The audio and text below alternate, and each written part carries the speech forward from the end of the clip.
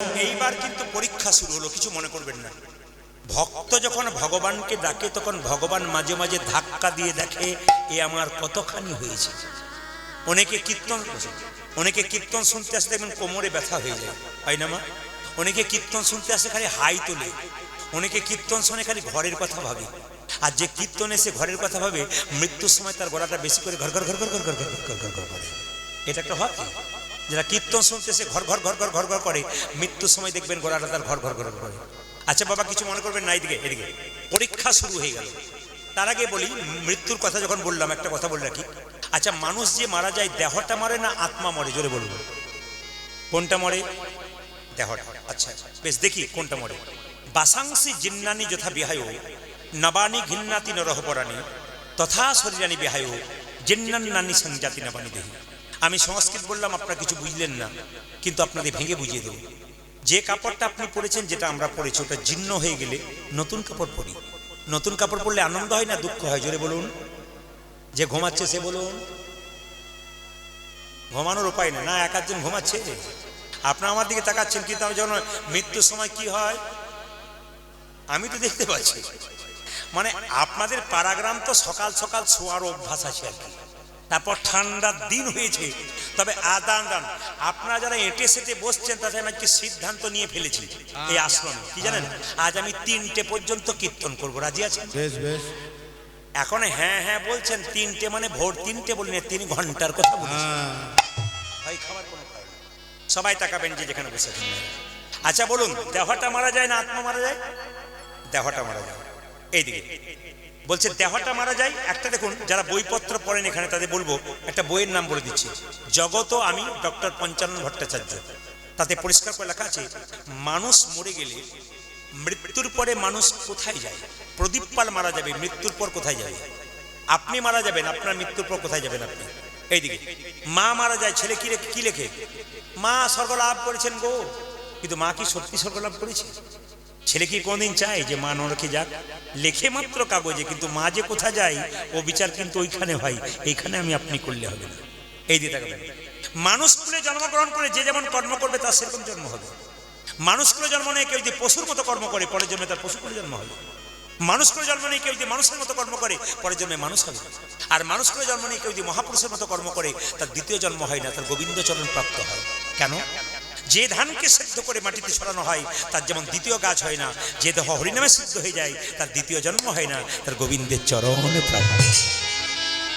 এই যে আপনারা আজকে নিতাই গৌর আশ্রমে এসেছেন, হরে কৃষ্ণ, আজকে আপনারা নিতাই গৌর আশ্রমে এসেছেন, আপনারা হরিনাম শুনে দেহটাকে সিদ্ধ করছেন, গোবিন্দ চরণ নিজেকে দিতেছেন।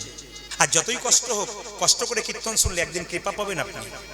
ভগবানের মন্দিরে বারবার চাইতে নাই, যে চাই সে অল্প পায়, যে পায় চাই না সে এমন পায় ভাবতেই পারে না। আজকে মন্দিরে এসছেন, চুপচাপ দেহটাকে দিয়েছেন, একদিন এমন বড় বিপদ আসবে, হঠাৎ করে আপনি বেঁচে যাবেন, আপনি ভাবতে পারেন না কেন বাঁচলেন, আজকের জন্য বাঁচলেন। ভগবান বলল তুই আমার জন্য কি করেছিস, আমি তোর জন্য করবো। যে যথামাং প্রপদ্যন্তি তাং স্থাতাই পহজন্মহম। ভগবান বললেন যে আমাকে যেমন ভাবে ভালোবাসে আমি তাকে তেমন ভাবে ভালোবাসি। আপনি ভগবানের জন্য কিছুই করবেন না আর বিপদকালে ভগবানকে ডাকবেন, তা বললে তো হবে না। আপনি ভগবানের নাম শুনছেন, একদিন ভগবানের কৃপা আপনি পেয়ে যাবেন, এ স্বাভাবিক কথা। ব্যাংকে টাকা জমা দিলে 10 বছর পরে যেমন ডবল হয়, আপনি আজকে যে দেহটাকে জমা দিলেন, হরিনাম শুনলেন, ওটা কিন্তু কিছুদিন পরে দেখবেন ওটা ডবল হয়ে আপনার কাছে ফেরত আসছে। এ নিয়ম। ডক্টর পঞ্চানন ভট্টাচার্য বলছে মানুষ মরে গেলে তাকে দেখলেই বুঝবেন উনি স্বর্গে গেলেন নরকে গেলেন। আপনাদের এরপর চণ্ডীপুরে বা এলাকাতে কেউ যদি মারা যায়, যখন দেখতে যাবেন তাকে দেখেই বুঝে নেবেন স্বর্গে গেলেন না নরকে গেলেন। কি দেখে বুঝবেন? যখন কেউ মারা যাবে তাকে দেখে যখন দেখবেন ভয়ঙ্কর রূপ, মুখ চোখ একবারে ফুলে গেছে, কেমন ভয়ঙ্কর হয়ে গেছে, আপনারা বলেন না বাবারে আর যাবো না দিদি, দেখতে গিয়েছিলাম 3 দিন ঘুম হয় নাই, ভয়ঙ্কর মুখ, উনি নরকে যাচ্ছেন। রিসার্চ করছেন ডক্টর পঞ্চানন ভট্টাচার্য, তিনি বললেন মৃত্যুর সময় কারো মুখ যদি বিকৃত বিভৎস হয়ে যায় উনি নরকে যাচ্ছেন। আর মৃত্যুর সময় যখন অনেকে মনে হয় মারা যায়নি গো, যেন মনে হচ্ছে ঘুমাচ্ছে, জানবেন উনি স্বর্গে যাচ্ছেন। কর্ম ভালো করুন, মৃত্যুর সময় মনে হবে আপনি ঘুমাচ্ছেন। কর্ম খারাপ করুন, মৃত্যুর সময় মনে হবে আপনার বিভৎস মুখ হয়ে গেছে। আর একটা জিনিস দেখলে আপনি স্বর্গে যাবেন নরকে যাবেন বোঝা যায়। চণ্ডীগড় থেকে যখন আপনি মারা গেলেন, আপনাকে বলো হরি হরি বল বলে শ্মশান ঘাটে নিয়ে যাচ্ছে, তখন যদি লোকে বলে আহ মানুষটা খুব ভালো ছিল গো, খুব কৃষ্ণ ভক্ত ছিল, খুব সমাজসেবী ছিল, খুব ভালো মানুষ, জানবেন ইনি যাচ্ছেন স্বর্গে। কেন? 10 চক্রে ভগবান। আর যদি আপনার মৃত্যুর পর বলে বেটা ভালো হয়েছে মরেছে, দুষ্ট লোক ছিল খুব খুব ভালো হয়েছে মরেছে, জানবেন ইনি যাচ্ছেন নরকে। না না, সত্য কথা। ভাগবত কি বললো দেখুন, যারা ভাগবত পড়াশোনা করেন তাদের বলে রাখি যে ভাগবত কি বললো, সবাই তাকাবেন। ভাগবত কি বললো? ভাগবত বলছে আমাদের মৃত্যুর সময় 9টা দরজা দিয়ে প্রাণ বেরোয়। শরীরে 9টা দরজা আছে, ওপরে 7টা, নিচের দিকে 2টো। গুনে নিন, 2টো চোখ, 2টো কান, 2টো নাকের ছিদ্র, 1টা মুখের ছিদ্র, নিচের দিকে 2টো, একটা পায়ু, একটা উপস্থ, পায়খানা প্রস্রাবদ্বার। যদি নিচের দিকে কারো প্রাণ যায় উনি যাচ্ছেন নরকে, ভাগবত বলছে। আজ এই 7টা দরজা দিয়ে আপনার প্রাণ বেরোয়, তাহলে আপনি জানবেন আপনি স্বর্গে যাচ্ছেন। কি করে বুঝবেন? আপনার এই দরজা দিয়ে প্রাণ গেল। কেউ দেখবেন হাঁ করে মরে, তার মুখ দিয়ে প্রাণ গেল। কেউ দেখবেন তাকিয়ে তাকিয়ে মরে, তার চোখ দিয়ে প্রাণ গেল। কারো কানটা দেখবেন মোটা হয়ে গেছে, খসখস করছে, ওইদিকে প্রাণ গেছে।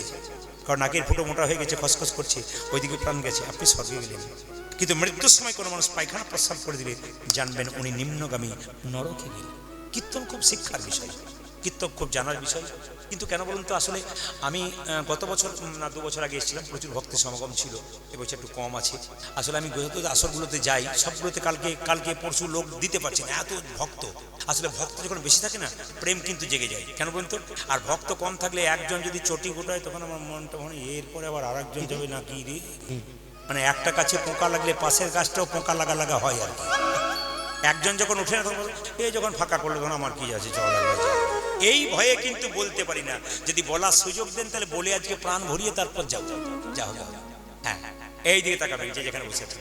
আচ্ছা মায়েরা, তাহলে আমি 9টা দরজার কথা বললাম, এইবার যাই।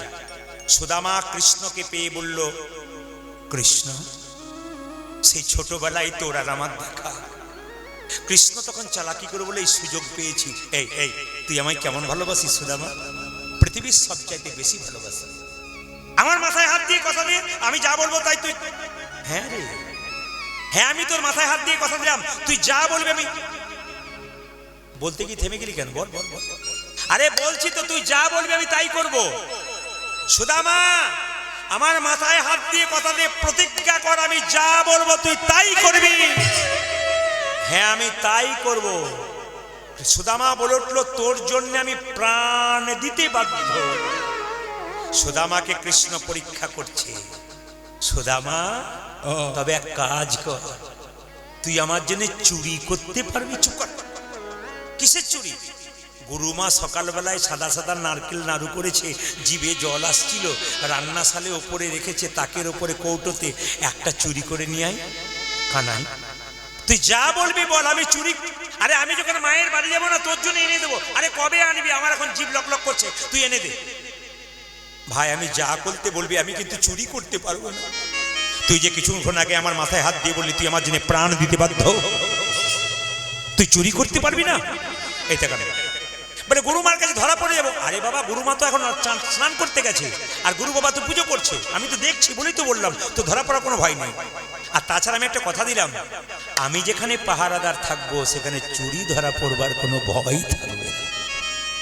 আজকে যারা সংসার ত্যাগ করে এখানে কীর্তন শুনতে এসছেন মায়েরা, আজকে ভগবান যার বাড়িতে পাহারাদার আছে, যার নাম শুনতে এসছেন, তার বাড়িতে কখনো কোনো ক্ষতি হয়?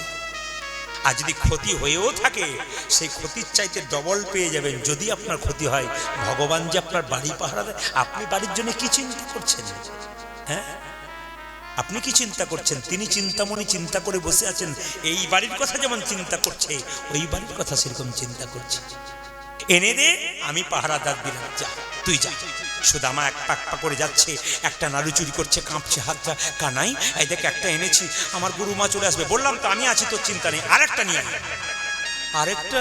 হ্যাঁ আরেকটা নিয়ে আয়। একটা নিয়ে এসছে, আরেকটা নিয়ে আয়। 5 বার যখন চুরি করেছে তখন গুরুমা চলে এসেছে স্নান করে। আর কৃষ্ণ বলে উঠলো, গুরুমা দেখো কে চুরি করছে, দেখো দেখো দেখো।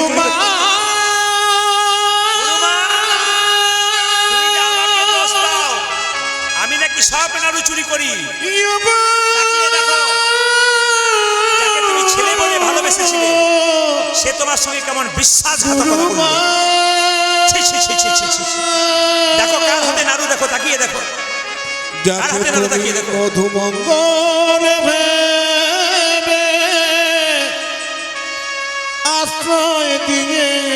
দেখো কে চুরি করেছে। সুদামা হাতে নাড়ুটা নিয়ে দাঁড়িয়ে আছে। সেই সুদামা ধরা পড়ে গেলে যা হয়, সুদামা কাণ্ড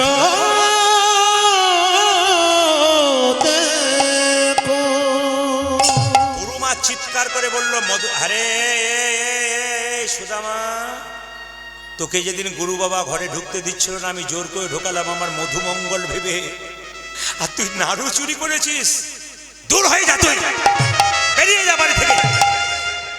সুদামার চোখ থেকে গড় গড় করে জল পড়ছে। কৃষ্ণ মনে মনে বলছে, সুদামা কান্না, এই তোর ভালোবাসা, যাকে তুই ভালোবাসিস তাকে এত কষ্ট দিস কেন?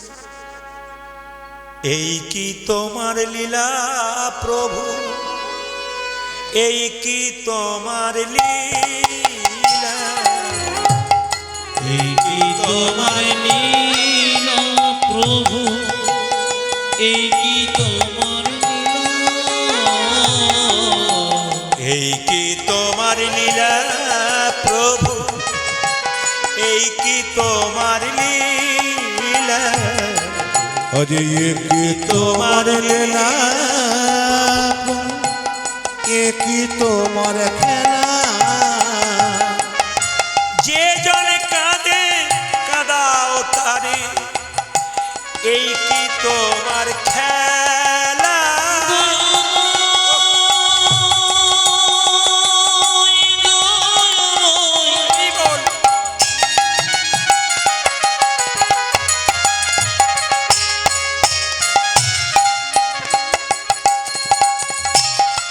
প্রভু গো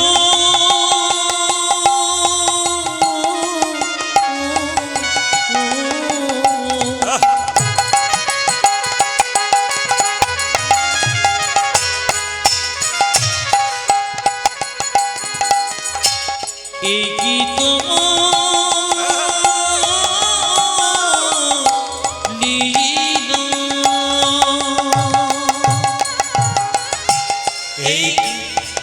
এই কি তোমার লীলা প্রভু, এই কি তোমার লীলা, এই কি তোমার লীলা দয়াল, এই কি তোমার খেলা। কেন কাঁদাও কৃষ্ণ তুমি, এই কি নামের ফল। কেন কাঁদাও কৃষ্ণ তুমি, এই কি নামের ফল। কেন কাঁদাও কৃষ্ণ তুমি, এই কি নামের ফল।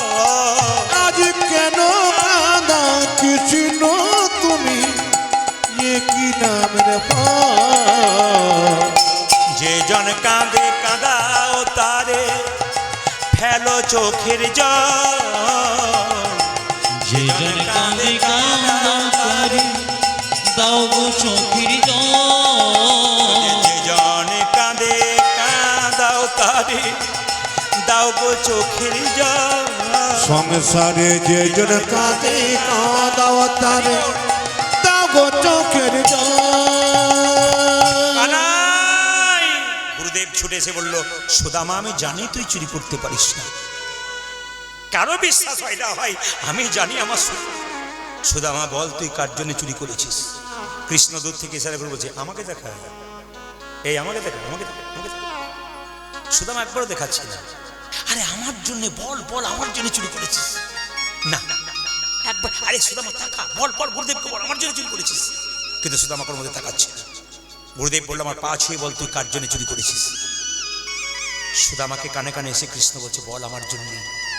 সুদামা বলছে, কানাই তুই যে আর আমিও তো সে, আমি যদি তোর জন্য চুরি করি তাহলে আমার জন্য তো চুরি করেছি।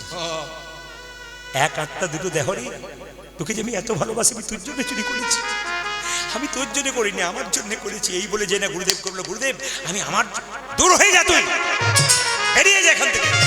আমি তোকে অভিশাপ দিলাম গুরু হয়ে, তোর অভাবে মিটবে না, তুই ভিখারি হবি, তুই ভিখারি হবি, তুই ভিখারি হবি। অভিশাপ কিন্তু বৃথায় যায় না বাবা। সুদামা বাড়ি ফিরে এলো, কৃষ্ণ বলরাম গুরু গৃহে রয়ে গেল। সবাই তাকায়, সুদামার বিয়ে হয়ে গেল গরিবের মেয়ে বসুন্ধরার সঙ্গে।